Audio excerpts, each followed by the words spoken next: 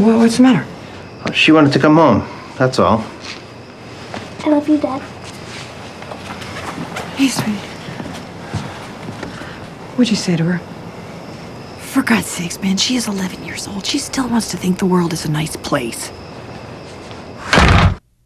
So, Matthew, this character that you're playing has so many odd jobs.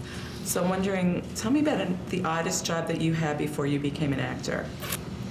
Well, I didn't have very many, but I painted furniture at my school, I remember. That was about a day job, a day or two. I moved furniture for one day once. There's a furniture theme going on. Yeah. Unrelated, those two. Moving furniture is very hard, I learned. And especially if you have to go up the stairs. Did you have to do that? I don't think we had stairs that I recall. We were a freight elevator, but getting it off the truck and into the elevator, very tiring. And what else did I do? I worked a teeny bit for a caterer. That had to be a nightmare, right?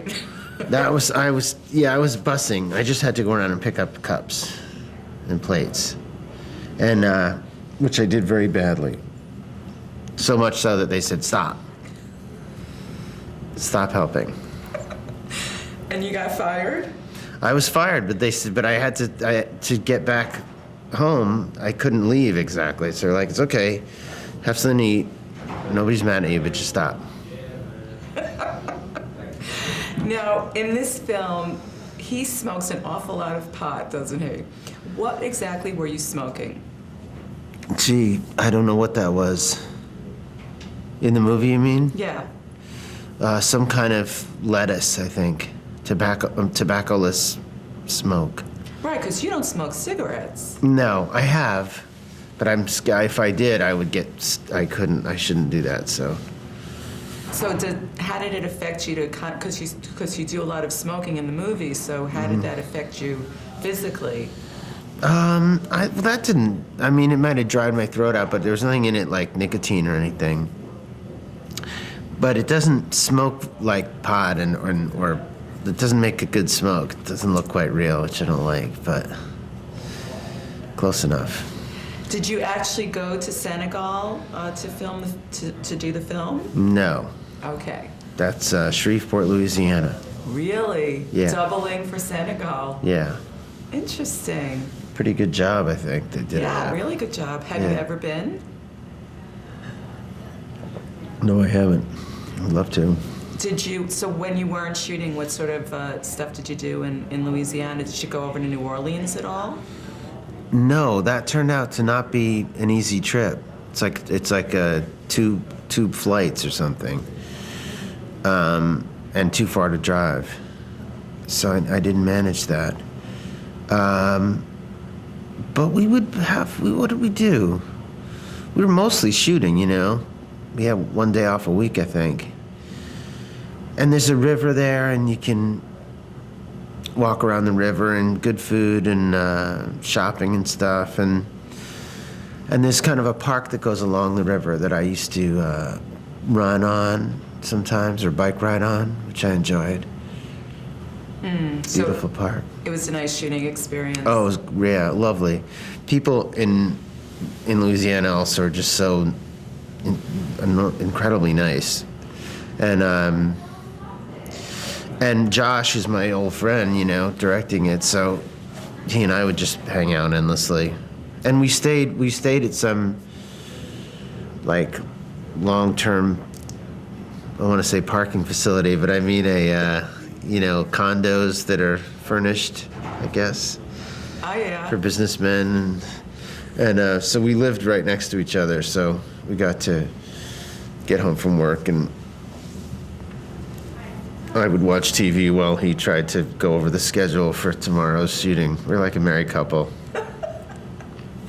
Now, you're in Starry Messenger. Mm-hmm. Tell me, what's your role in that? That's an off-Broadway play. I play an astronomy teacher at the Hayden Planetarium right before it got torn down in 1995. Cool. Yeah, it's great. It's a wonderful play. And how long has that run for? We're almost done. I finish after this week.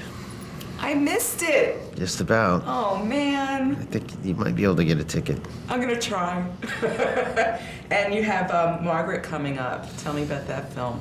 Margret is written and directed by my other friend, Kenny Lonergan, who also wrote Starry Messenger. And I hope that's coming up soon. It's been taking a while to get finished. But it's a wonderful movie. A lot of big stars. Like who? Let's see. It has Matt Damon in it, Mark Ruffalo, Anna Paquin, Kieran Culkin, of course.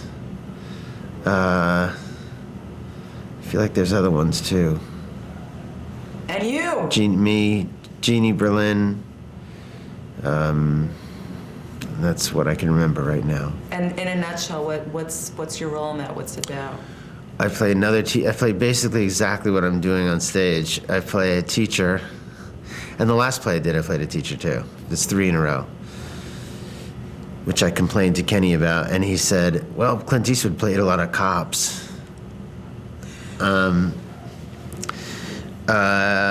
role it's not a very big role in Margret. It's sort of it's a little important little role, but I get some laughs.